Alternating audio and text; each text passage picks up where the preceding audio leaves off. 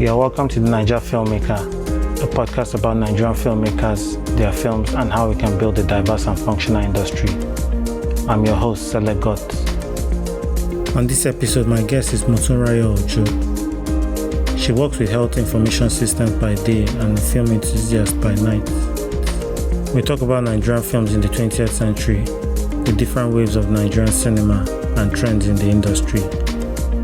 If you're a new listener, you're welcome and I hope you enjoy.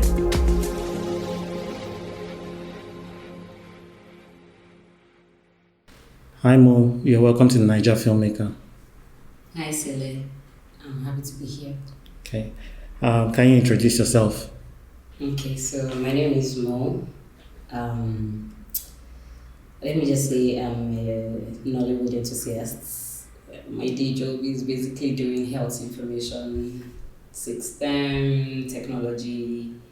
But in my night time, I like to watch a lot of Nigerian movies. Movies in general, but I'm very passionate to Nigerian movies because of relatability and mostly relatability, right? As much as I enjoy watching entertainment from like other countries, I enjoy seeing people who look like me, talk like me, have similar, socio-economic issues like me. And the one way to represent that is in film and through film. Okay. All right. So, this your enthusiasm for Nollywood, where has it taken you? I don't know about taking me. I don't think the destination is to be taken somewhere. At the root of it is just me liking it a lot and engaging in it. And the engagement in film is not just watching it, and also for me, it's talking about it. Yeah. I've had to meet a couple of filmmakers. I don't have a lot of money, but I've had to drop a few couples here and there for some movies. I don't know if in the long run, if this is something I probably would like to invest in or double in. But I really enjoy engaging Nollywood in itself. I mean, I have experiences in life that are tied to Nollywood. Maybe not using Nollywood like that, but Nigerian filmmaking in general. Growing up watching Yoruba films, and then we became the Igbo films, started watching all that, and then we had this thing that became Nollywood where everybody watched. So I grew up watching that, it's my reality. And so enthusiasm being, I engage in this thing that is really part of life for me. Yeah. Yes. So I don't know what the destination is, like I said. Okay. Yes, but it's still the process. All right. So let's start from the beginning. Do you know who introduced you to your first Nollywood film? Can you remember that film? Nobody introduced. I don't think I have a first Nollywood. I have very early memories of going to the cinema. I grew up in Akure, and Akure had one cinema then. It was called the Adwid Cultural Center. And not just cinema, people use that for theater too. So we used to go watch stage play. Yeah. So I used to go with my parents, sometimes on weekends, Sundays especially. A couple of Nigerian Yoruba movies used to show there. Go watch it. A couple of Adilo, that's Full Life Lion's Dad. Yeah. We used to go watch that. And then we had Ajile, with these epic films that was being shown, it had part 1, part 2, part 3, part 4. Those were my earliest memories of watching Nigerian film. And then we came watching NCA lots, we were watching Checkmates at that time. I remember Checkmates very well. And then I remember the first time I watched Living in Bondage.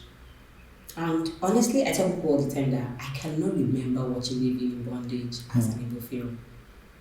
I've been exposed to reading subtitles for as early as I can imagine, since I was really little. I also used to watch Indian films at home, and all the Indian films we watched were subtitled. So at some point, you have to read, even if you're imagining what's happening. And Living in Bondage stuck with me so much that I tell people all the time, the part I remember in Living in Bondage very well was this guy running mad and under the bridge and eating things. That image just stuck for a very long time. So I think I'll say my parents. My dad watched a lot of, I don't know about now, but when we were younger, I think it was a form of distraction. It was a lot. So it was just buy Nigeria a lot of TVs, American movies, but I really liked the Nigerian part of watching Nigerian movies then. Okay. So I'll say my dad. Nice. All right. So looking back, like apart from Living in Bondage, what other films kind of like stick? Oh my God, a lot. I remember watching Erosion. You may not, okay, you know Yoruba, but you may not know that. But people who know Erosion, this Olaya Igwe guy, it was a movie, it was so sad. It was a movie about two kids, their dad ran into, died. I keep, again, all of these movies stuck. I remember watching Daybreak. That was Omotola and Emeka Ike. Now I'm avid image from watching in our old house. I remember watching Witches, After School Hours, Got to Settle, Rattlesnake, Died Richard. Oh my God, I used to go and rent films. Yeah. My aunties would give me money, 5 naira. I knew when it was 5 naira. I knew when it became 8 naira. The math was ridiculous. You drop 5 naira and then you drop 3 kobos on top of it. Yeah. It was like it was 11 naira. Again, the math never makes sense because when you're spending a lot of kobos, so they are going to demand the extra kobo on top of it from you. There was a time Nigeria, we were doing a lot of all these rituals. I remember watching Rituals. My earliest memory of Rituals was we watched it, then we had to go to the hospital. My mom was working night shift. Yeah. And we had watched Rituals just from home, and we had to go with her. And my mom was working in blood bank. It was the worst night for me because she kept us in the room in the blood bank, put us, my brothers and I, on the seven, and we just started having like images and talking about blood. It was again blood money. Then which one again did I remember? Around that same period, everyone just do like a lot of ritual movies. There was Rituals. I think that's it. I remember End of the Weekend. I watched the End of the Weekend. End of the Weekend, I was much older by then. I'm talking about the ones that were like 96, 90, when I was not. So, but these are like early memories. Then After School Hours, this one, because when I was in primary school, we watched it. And I mean, everybody in my class, everyone would come back to school. And that was a period where anybody wants you to touch. If anything falls to the ground, you're not going to pick it. And it's amazing how all of these movies are part of shaping us as humans, right? We see a lot of things. And then at around that same time, Witches came out. And they almost all had catchy soundtracks. There was Domitila, because Domitila was an advert in another movie that we watched. I can't remember if it was Richard, and then we had to now watch Domitila. There was Domitila, again, became a cautionary tale. Watching Domitila now as an adult, I see how the messaging in Domitila is powerful, right? Yeah. The messaging is not about don't be a prostitute, actually. If you're watching it, is about the risk that prostitutes face, for the fact that is their job. Yeah. You're watching it now, you're like, that was it. But when I was younger, it was the cautionary tale because everybody remember that scene where Ketensio's character got decapitated. That's what everybody talks about. Like, oh, they went out. Oh, yeah, don't do this. And so it was a cautionary tale. And I see that because Nigerian movies are very didactic. Like they're trying to teach a lesson, which is not bad. But I really wish that it would be subtler, not right in your face. But those are like my earliest memory, and I really like them. I cherish them because, like I said, if I want to remember anything, I try to where I was at the time. And at some point, my mom had to stop my aunties from renting any movies that were scary. Because there was another movie. I'm going to try to remember the title. I can't remember the title. 2, there was one with R&D. He had leukemia. His mom went to go and beg for him at a river, and then at a certain age, he was supposed to go back to the river goddess or something. Yeah. But it came as leukemia. And then I remember that one because there was a gift inside a gift, and there was a mermaid. I can't remember the title where he talked to. That's like around 97. Yeah. 97. And then the last one was that the cameras back from my mom. I can't remember the title. Some guy left the village. I mean, some guys went to the shrine, destroyed everything. So the spirits in that shrine started haunting them and killing them one after the other. Yeah. And there was a very image one where the spirits killed a doctor in a mortuary. Yeah. The doctor felt there was blood, and then the spirits entered into the blood and went back into the man. That scene was so scary that I ran to my parents' room. They were sleeping. And then I moved them apart and I was screaming, and that was for my mom. My mom said, okay, that is the package of guys. No more. This kind of movies, I don't want to watch it. You will not sleep. You guys will go watch this thing. And nobody wants to sleep. So it's phases like that. It's amazing how I can attach a memory, a time in my life to the Nigerian film. And I think that's why it's very personal for me. Okay. You regularly attend the Nollywood Film Club by the critic, and I mean, like, when you analyze films, like, it's very detailed. Where did you, kind of learn to that from? Yeah. Honestly, I'll say it a lot that if you're the sort of person who engages art, okay, I don't want to make a broad statement. I would have said, from watching a lot of movies, consuming entertainment, different type of entertainment, you tend to see things and notice patterns. I also read a lot of books. So I watched tons of movies. And I'm not exaggerating. I watched tons of movies. My dad used to tell people when I was younger that my children watch movies, and people think it's a joke, like, my children, no, they've not seen this one. I'm like, and we say, yeah, we've seen it. We consume a lot of art. So by the time I was getting, and also when I was in primary school to secondary school, I read a lot of books. To a large extent, and literature was my best subject, even though I did not do it in SS2, SS3, but in SS3 I read literature books for my friends and summarized it, give them the themes. So here is the thing, like, when you already know story structure, it tends to see it in other things and in every other form of storytelling, not just in books. So by the time I got to uni, got exposed to Googling. It was easier for me. So I watch a movie, I Google it. And before then, there used to be box sets. You buy original box sets back then when Hollywood was still Hollywood before streaming. You have access to BTS, how things were made, deleted scenes. I would consume an entire box set, and I'm not joking, like the entire thing. When I finish watching the movies, I'm going to watch the deleted scene, I'm going to watch the BTS, and then I'll go ahead and Google. One that I did, that I remember doing this for a notebook when I was in Nigerian level came out. When Notebook came out, after consuming the entire box set, I went to read everything that Nicholas Spark had written. Like, I read everything he wrote. He wrote Walk to Remember. And I think they produced the Walk to Remember before they did the Notebook. And there was another one, Letter in the Glass. Letter in the Bottle. There was another one that was also sad. Nicholas Spark is a sad man, but anyways, point is, he writes, small town romance, but they're usually sad at the end of the day. And then I read everything he's written. And after a while, I started noticing similar patterns in writers, authors that I read.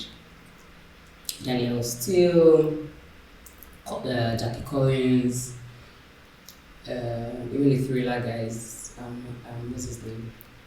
This guy that wrote A Time to Kill, and then the other guy that had to kill a spider. And these things are, oh my god. The guy that wrote Cain and Abel. Oh, sorry, don't worry. Okay, anyways, the thriller guys, James Patterson, yes, and then this other guy, I remember. So the point is, I started reading them, and then I started realizing that everybody has a pattern to the way they write. And then I started looking at that, like in films. I started also noticing the same patterns in filmmakers. These are the kind of films, these are the language. So if I'm watching Spielberg's movie, this is what I'm supposed to expect. And before I knew what was going on, the way I was extrapolating for books and authors, I was doing that also for movies, for filmmakers. I had access to Google, so I was Googling a lot. Oh, how did they do this? How did they write this? How did they come about that? Another one that's very interesting for me is this guy and what's his name? The blue guy that did Terminator. Oh my god, my brain is actually shit. Yes, James Cameron. By the time I was in final year, Avatar came out. It was the biggest thing at that time. And I went to watch it at the cinemas then. It was Lubbock Galleria, and I remember going back and reading so much about James Cameron.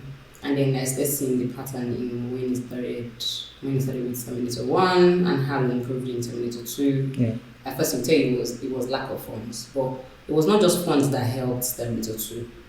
The biggest criticism of Terminator 1 was that he hardly even had scripts. You can see there is the structure is there, right?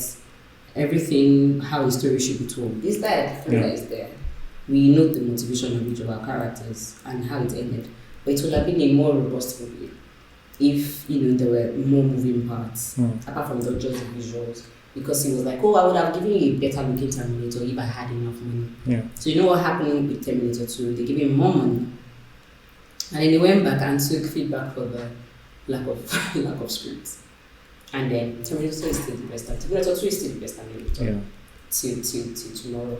So watching all of these things, reading so many things, I started putting two and two together, watching Nigerian films, seeing the Nigerian identity in film. I see the way we write, to a certain extent. As at that time, I would know who did what. So it's a way where people says, if it's Amaka Igwe, I'm watching it. The way she's going to talk about social issues with her films, right? Amaka Igwe does that a lot. And she also doesn't write linear stories, right? They're complicated enough. Take the original Rattlesnake, for example. It's well known. Our anti-hero is actually anti-hero. He's not exactly the most likable person. You understand his motives, but at the same time, you cannot justify some of the things that he's doing. But because his character is very multi-dimensional, it's very easy to... So 1 minute you're liking, the next you're like, oh my God, Ahana. So his heart is in the right place, but he's a very flawed person. Ahana is a very flawed person. That particular character was shitty to his friend's sister. He liked that, but he wanted to marry Jesus girl. His motivations were different. And so when you watch, and Amaka Igwe, she also did Violated. Similar story with Violated. It's romance, but it was not just containment. It was not just romance in the meet cute, end in romance. It was about somebody who is dating a rich guy, son of a very rich woman. Yeah. And she has a life outside. You start seeing a bit of Amaka Igwe in everything. Our heroines are very self-sufficient. It's not as if they'll get their knight in shiny armor, but the essence is not that knight in shiny armor, right? At some point, you have to fight for yourself. Like, you just can't be helpless and waiting for somebody to fix things for you. So she has heroines like that. She did that with Checkmate. Even her heroine Checkmate was like that. They are strong, they are flawed too. They are human, they're very flawed. So she doesn't go one story in. Of course, the thing is that some of these stories just keep going, and that's why they have part 1, part 2, part 3. But that time, that's how to make money. Yeah. You want to make a lot of money, draw out the story for as long as because it keeps people waiting. So you don't Violated when everybody's waiting for Violated too. But you do Rattlesnake when everybody's waiting for Rattlesnake too. That's how to make money in VHS time. Yeah. But things have changed because you can watch it now and you can see, okay, this is how the story could have gone further. I could have cut out the scenes. But at the same time, there are filler scenes enough to just get people going. Yeah. Excuse me. So at the end of the day, for me, watching a lot of films increased my curiosity. And then I started reading about films, reading about stories, plots, and then I think it just comes together like that. And again, so when you're engaging films, I personally believe that it's better for you to keep yourself abreast of things. And it helps you consume a lot of entertainment. If it was that I was watching only Nigerian movies, of course, the way that I view things would be limited, right? There are some things that people say, but it's not that bad, right? Which is probably actually not that bad. But if it could be better, why is it not better? Right? It is not bad. It's different from it's the best. Yeah. If it can be better, why are you not trying it? Because at the end of the day, you want your stories to travel. Yeah. You don't want. We're not just local champions. You're not waiting to, Nollywood, Nigerians know me, I'm the king of my hood. Yeah. But can't you be king of your hood outside there too? So when there are reference points, you're the one people. And look at people, look at 7 has been dead for how many years? It's not 7, and then people keep oh, he's so good from films he did in the 1980s, right? And so I think, I don't know about it for a lot of people. I know that money is paramount, and I hope everybody gets that money. I mean, why do we work, right? If there is no enough incentive. But at the same time, for people who engage in, whose primary work is art, you owe it not just to yourself. It's not just money. And that's why sometimes when I see filmmakers just hammering about money, filmmakers that I will not mention, like, oh, at least I'm making money. It's like, I think we're trying to exclusive. You see James Cameron planning to make another film in another 10 years. He's planning, and people are going to drop money for him to do that. Right? It takes his time. And that's because, I mean, no matter how much, he gets a lot of flack, especially for his writing. People tell you about what's it called? Pocahontas, right? Yeah. But the point is, he made it a point to make Pocahontas that is visually appealing, right? He's transposing it into this world. And he's not just doing world building by mouth. He's building it, you're seeing it. So he's giving you an experience. Yeah. So you're going to the cinema. So he's not making avatar for people who want to stream it in their living room. He's doing it for people who want to go and watch it in 3D, IMAX, a different experience. Yeah. So as much as he's providing entertainment, he's a very high level work of art at the end of the day. And so it's kind of filmmaking. Yeah. Even if it's going to be a one room affair. But put in that work, look at Supos, look at Whale. Depending on what you look at Parasites. However you're going to present this thing that you want the rest of the world to know. Because whether we like it or not, our politics seep through our arts. Yeah. Right? People say it all the time, well, it's impossible to be apolitical when you write scripts. It's like every single film. I tell people all the time, films are politics. And if they're not politics, they're romance. Whichever way. It's either politics or it's romance. Films are like that. So even when you say, oh, but I'm not political, but that's not true. Even for people who are like, oh yeah, these films are too woke, or whatever they want, but I'm not. Every single time somebody's trying to pass something across. Yeah. So whatever it is that you want your audience to take away, make sure that they are getting their money's worth from it. I'm not going to the cinemas this year. I don't know if it, of course, I said the money is plenty. I cannot justify it. Honestly, the money is a lot. I can't justify it. I hate the fact that I have to pay a lot of money. Because even Hollywood said I'm not working. Last year I went to the cinemas 8 times. 5 Hollywood and 3 Nollywood. Or 9 times. 5 4. But depending, I can't remember. But I know that it was not half at the end of the day because I took stock again. Then, but before then, I used to be a regular. I would go to the cinema and just sit. When I was 7, I can't forget my service year. It was me and Silverberg Galleria. I could just be the only one in there watching. On a Wednesday, I could leave work and go watch a movie. Then couples were paying $800. If you have your ID card, you will pay $800.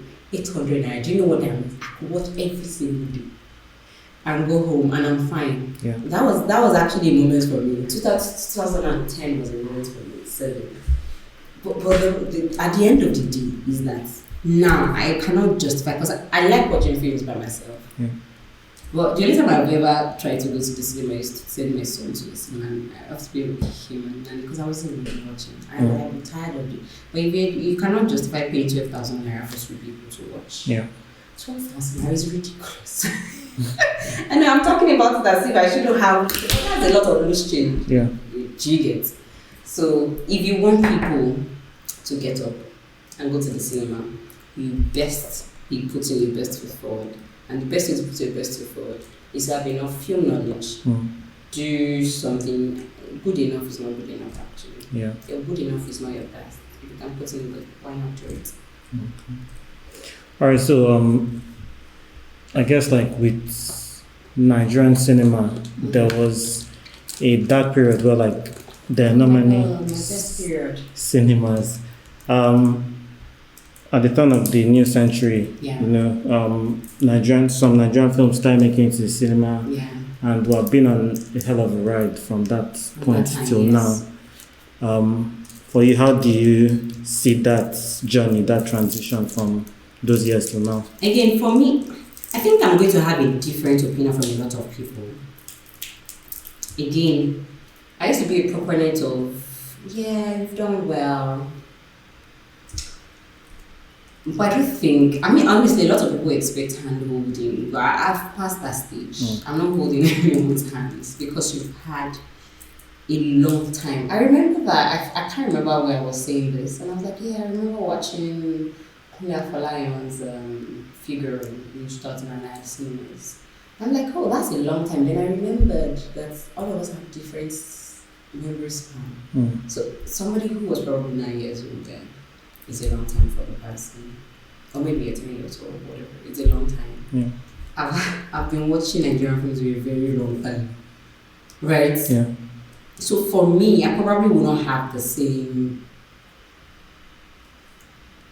I don't know, reaction. Yeah. For the dark time, again, like I said, What is your favorite? I will tell you why it's my favorite. When we stopped going to the cinemas, I remember also watching Tune Kelani's Shawarede at Alibiri Cultural Center. It was so popular. Like, and here's the thing: when you finish watching it, people are outside waiting to buy the VHS or the CD. That was what it was. You've watched it to your entertainment, but you're buying takeaway home because you want to go watch it like 700 times. Yeah. Very different to watch a movie like 10 times because that's what I did when I was younger. We'll just keep at it. We'll back from sports and even let's watch what we watched 10 other times. Let's watch for the 11th time, right? And then after a while, that dwindled. A lot of people stopped even taking their films to the cinema. They really became just people who wanted to go watch theatre plays. Yeah. And then I was already in secondary school by then. I didn't mind it. I really liked all this period. Keeping Faith. Oh my God, there was Organic Green. There were films. There were Oracle. My God. Oh, Omotola had a run when I was in secondary school. We used to watch like back to back to back. She had Market Seller. She had this one with R&D where he was a soldier. Yeah. There was one other one with Rita to Dominic, which was similar to Blood Sisters, where she was mean to Rita Dominic. She was a sister. She was actually awful. Yeah. There was Blood Sisters. There was lots of movies that time. There was a Wind of Glory for Genevieve. Again, good times. I remember watching MME songs. Promise Me Forever. That one is stuck in my head. Anyways, for a teenage girl, that was something it was. And then I entered uni, and it was the worst of times. It was the worst of time for me because movies like, I didn't watch a lot of Tonto DK's movie, okay. I tell people all the time, they came at the dark time. And unfortunately for them, at this point, I was done. And Nigerian films for me now had competition. The competition were already showing Gardener's Daughter by the time I left secondary school. Yeah. There was already competition for story. So there was a lot of the telenovelas, which was similar to the way that we tell stories. We didn't have a lot of telenovela on TV again. It was just Super Story. That was our main telenovela. I don't know if they were still running Everyday People by that time. I can't remember. But the major was, and then Teen Soul started. I liked it for a while. Again, it's not enough to hold my attention. 24 started at the same time. Yeah. So I remember when I was in uni, I'd go upstairs, I would watch. After they show 24 on Silverbird, they were going to show Gardener's Daughter. It was, it was Paloma and Diego that were showing on the secondary school. Anyways, the point is, I had what I was watching then that made me leave my hostel, go watch it at the Reformatory people was watching it and back. You remember Chelsea introduced me to Lost. No, Lost. Prison Break. Prison Break also came out at the same time that Heroes was showing. I was watching Heroes, guys. I was watching Prison Break. I didn't have time. Yeah. Like my time, so it was class, hostel, food, new episode of Heroes, new episode of Prison Break. And then they were showing Beyonce and Rihanna. The fuck? I'm watching, I'm like, are you you kidding me?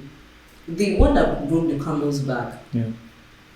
I watched 2 movies. Okay, wore the same clothes. In 2 different movies, I know part 1, part 2.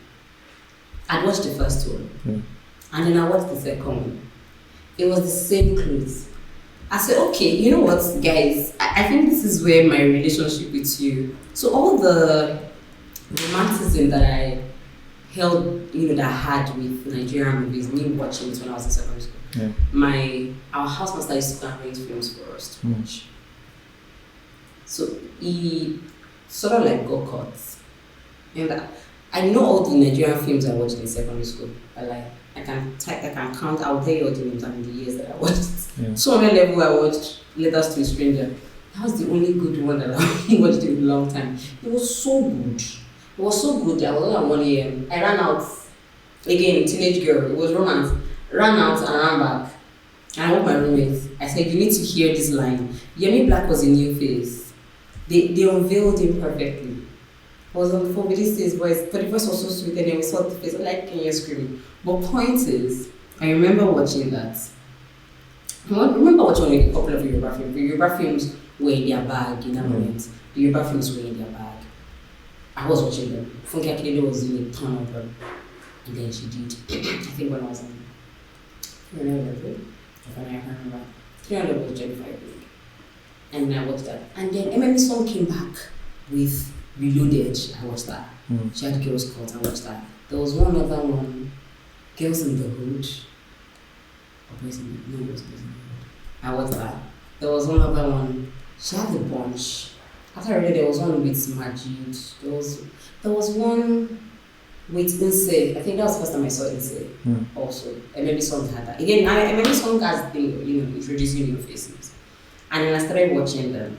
And then Shirley Frimpong from Ghana had that one where she did part 2 on Netflix. I can't remember the name, but it was also nice. It was three women.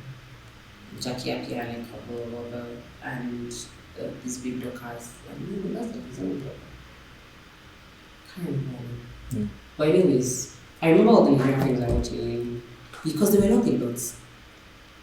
And there was competition. Uni, I was watching a lot of TV series. Oh my god, there was everything. There was OC, there was One Tree Hill, there was Gossip Girl. There was no time for Nigerian film for me because at this point they are falling below the totem. They were down. Yeah. If the story was not good, I was not watching it. If people had not talked about it 10 times in the hostel, for my ears to fall off, I was not watching it. If they don't go, oh my god, it's so good, oh my god, it's not so good, I'm not watching it. If it's just one of the, you should see this Beyonce, the title girl was good. Frank Raja, or whatever his name is called, I thought it was a pandemic, man. You will watch a film, it will have Indian names. Raj. Why you Raj? It was ridiculous. They were remaking Indian films. Yeah. I was not watching because I've seen these Indian films before. I was also watching better Indian films too. Like I said, there was the competition for Nollywood for me. And that's why I said that time my favorite time. I wasn't watching anything. I'm not sure I've seen a lot of films. Kojo was in or Oge Okoye, all the people who had their own day, Chachaiki, whatever. I don't know them. When people say that, oh, but you like old Nollywood, I'm like, yeah, maybe what? 2005 down. Yeah. Anything from like, I can't tell what the ones that I watched. Even when I get home, I was watching them. Then I left uni. I don't think I was watching them. This was probably like, would you say the second wave of Nollywood? That was the second wave where we had most of the Ghanaian influx. Ghanaian actors. I mean, Majid was fine, so I would watch him and everything. Nadia Buhari is my girl. She had the same acting capability as this Mike here. I was going to watch her, she's fine. Yeah. But it wasn't enough to put me in the room and root for Nollywood. I was also of the note that this is trash, I ain't watching. Because again, like I said, there's competition. Story-wise, quality, picture quality-wise, and all of that. Then before final year, Kule Afolayan did Irapada, Yoruba. And I loved the Hangui, but it was mysticism. Kule does that a lot. It was a story about a guy who the mom dreamt that death was rowing him all across the river and she kept begging him to come back. And she went pray, whatever, maybe some and they said, oh yeah, this guy, your father means redemption, like he needs to be redeemed. And she was living in Mini Kaduna, came to Abuja, he was working in Abuja, came to tell him that you need redemption, like Baba said, and I was like, I don't know about that life. His mom died.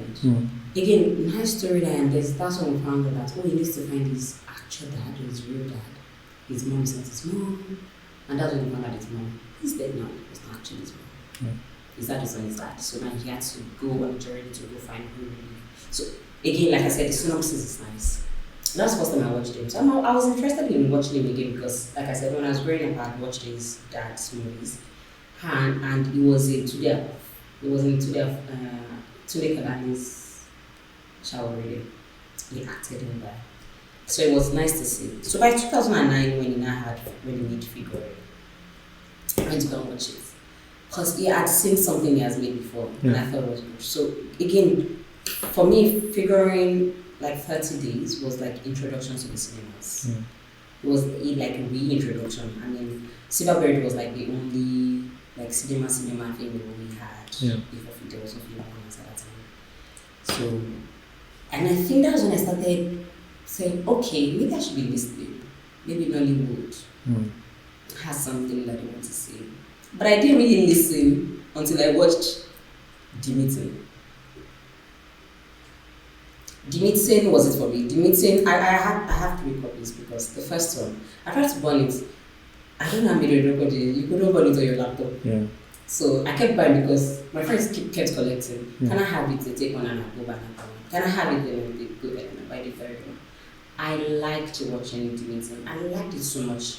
The story for me was as simple as he passed the message in there to pass. It's drama. It's funny. It's not comedy. And then it's not full romance because personally, I think the romance is more like secondary to the entire story that was told. And it was also very, how would I put it, slice of life. Because we were really just watching Femi's character try to meet one person and then just saw the journey that happened throughout that time. That was the first time I watched something, checked who directed it, checked who wrote it. This was what I used to do with Hollywood movies. And I started doing it because immediately I saw Tunde Bawala, who is the Tunde Bawala person? And then I'd watch, I think, Last Flight to Abuja around the same time. I didn't mind it. I'm like, okay, maybe I should really be listening. And this was when I thought, Nollywood is getting better. I started paying attention. By 2012, I had paid for Iroko TV. I told watch them that I've had Iroko TV subs since like 2020. I can't remember when. But I saw it. I remember all the films I watched around, like Finding Mercy, Desperate Housegirls. They were nice.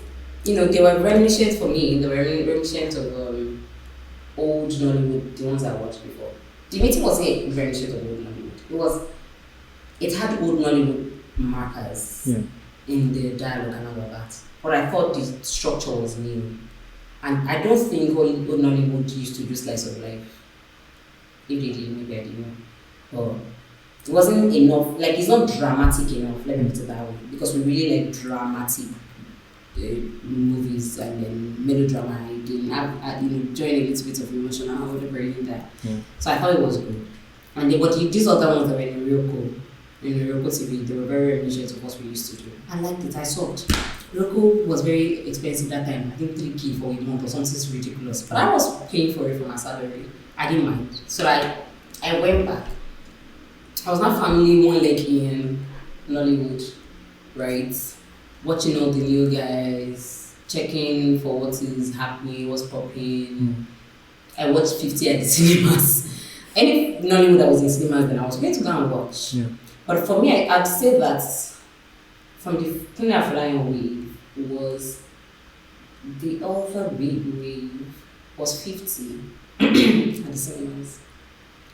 And I think 50 was like at the cusp of something because after 50 was actually wedding party, which marked.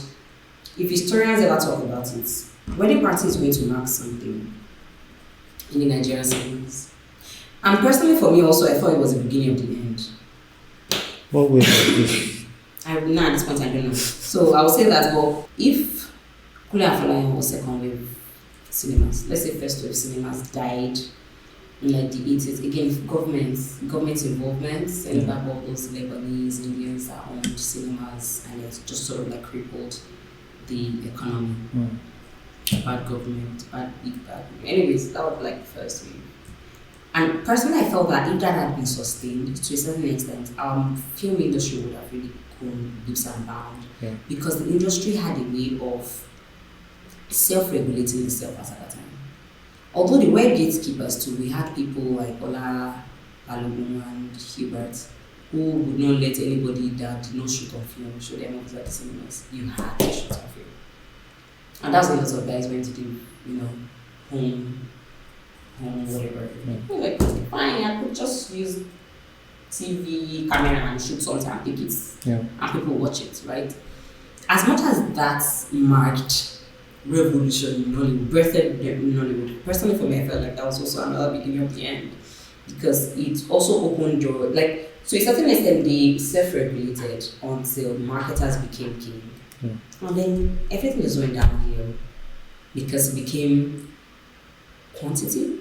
It was filmmaking, it was money making, whatever. I was also a bit of a snob because I wasn't watching a lot of the what's the name? Ake and Bobo. I watched Ake and Bobo when I was in primary school. I did watch that one. Then I think I watched that or something like that. But after a while, I stopped watching because again, slapstick is not exactly my thing.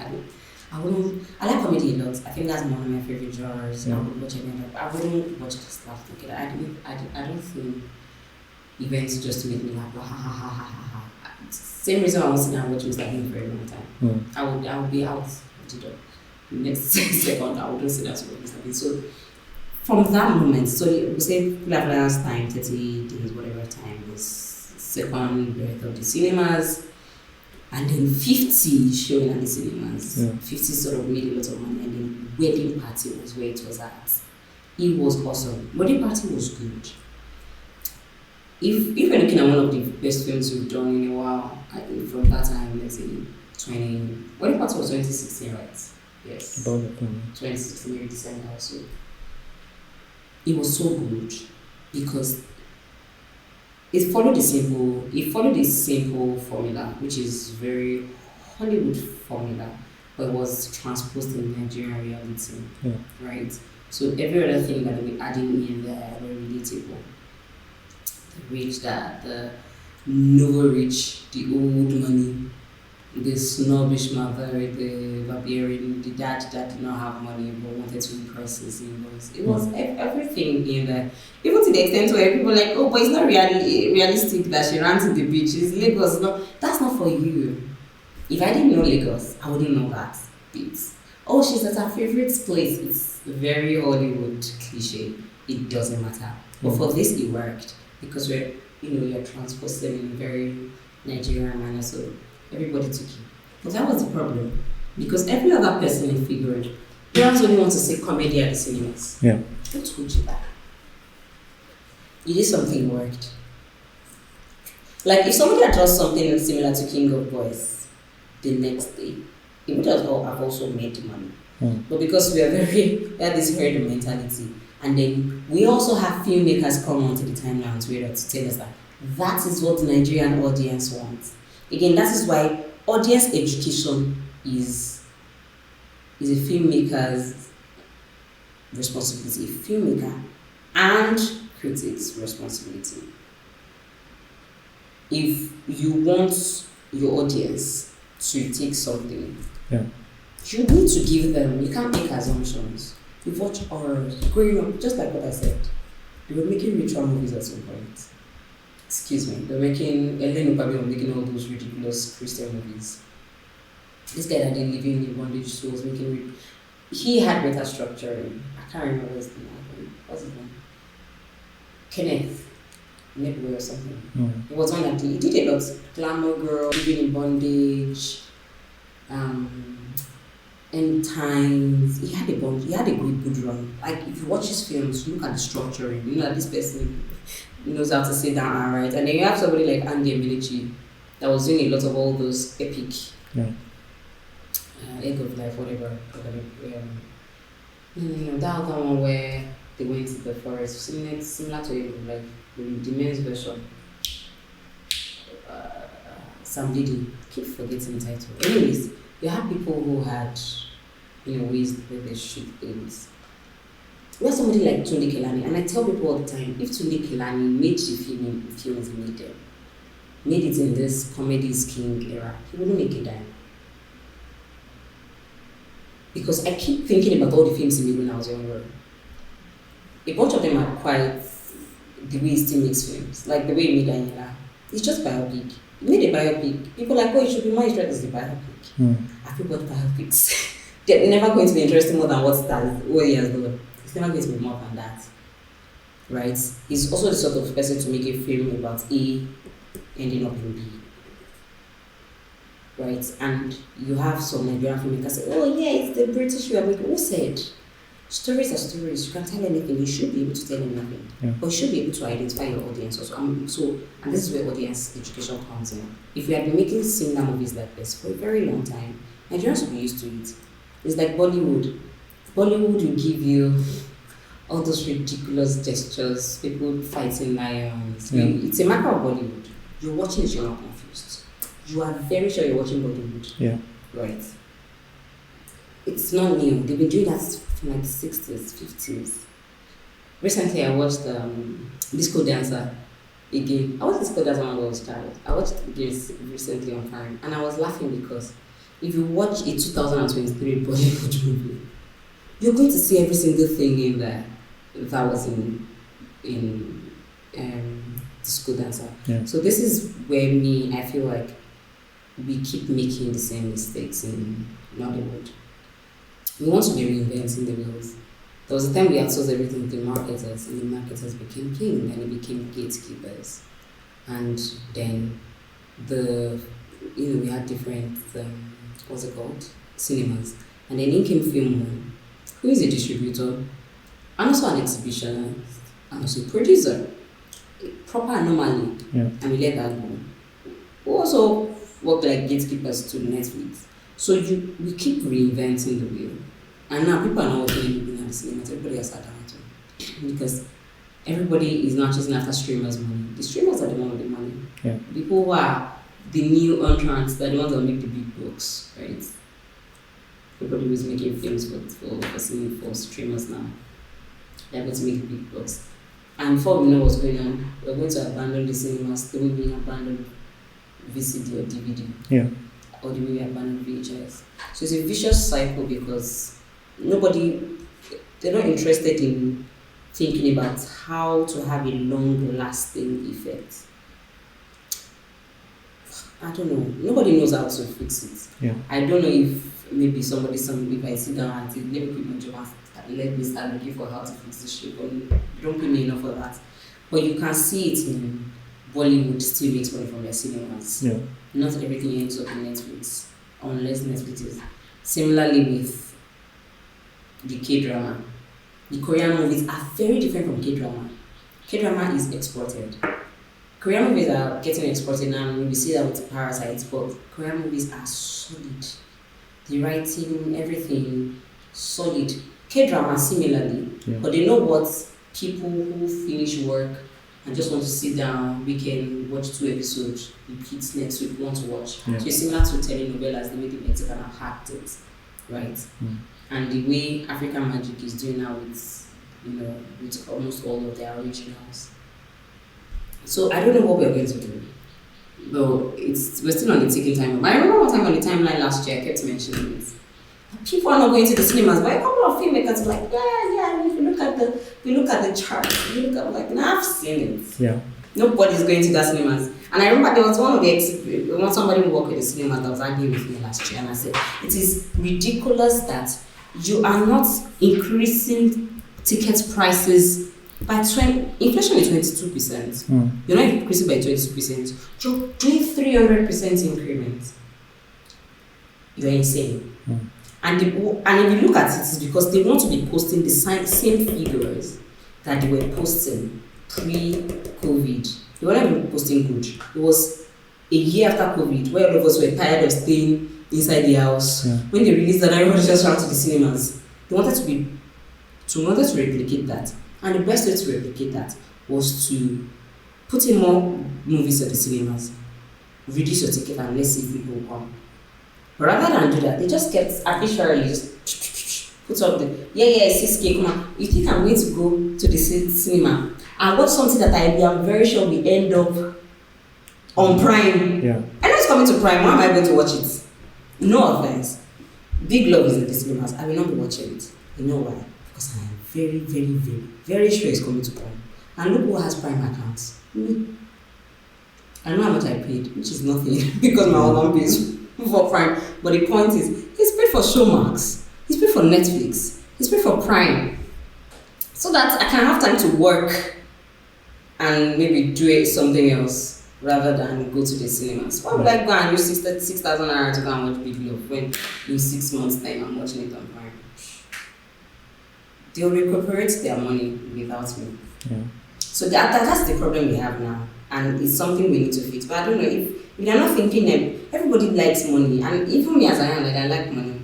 But you need to be able to look at yourself outside of streaming, because even the streamers say everybody's running to the drawing board now, trying to repackage themselves as cable. After which people have dumped cable. Yeah. There's some things that are absolutely insane, and it's not just Nollywood now. Because while Nollywood's problem is not unique, ours is Ojukoperis, that's great. But Hollywood is having problems of stories. Again, 2 years ago, on my timeline, I remember mentioning laws of diminishing returns. And myself and Mr. C of European Critic, we talk about these things a lot often. And I remember telling him that the problem with going to cinemas, the only time you see cinemas post a lot of money is high concept movies. And the idea of blockbusters were not even exactly high concept movies. I mean, they were high concept, but we have films, we have films that used to make a lot of money. We have films like Pelican Brief. Yeah. That was just about people running around for a briefcase, right? Nobody's going to watch that now. Nobody's going to watch that. You have Pretty Woman, breaking box office, like blockbuster, man, romance. It's probably not going to happen again because at the success of Iron Man, is them saying we have a money maker. This is all we are going to be making. And they're like, yeah, not a problem. And then, but you're looking at it 10 years down the line. Why people are saying that Flash is the best thing they've seen at the cinemas, but it's not making money. Why is it not making money? It's laws of diminishing returns. After a while, your user is going to get tired of the same thing. And it's already happening. It's happening. And they're going to watch it on Netflix. It's going to come on Netflix. It's going to come on Disney or whatever. Yeah. And all of us will be there to watch it.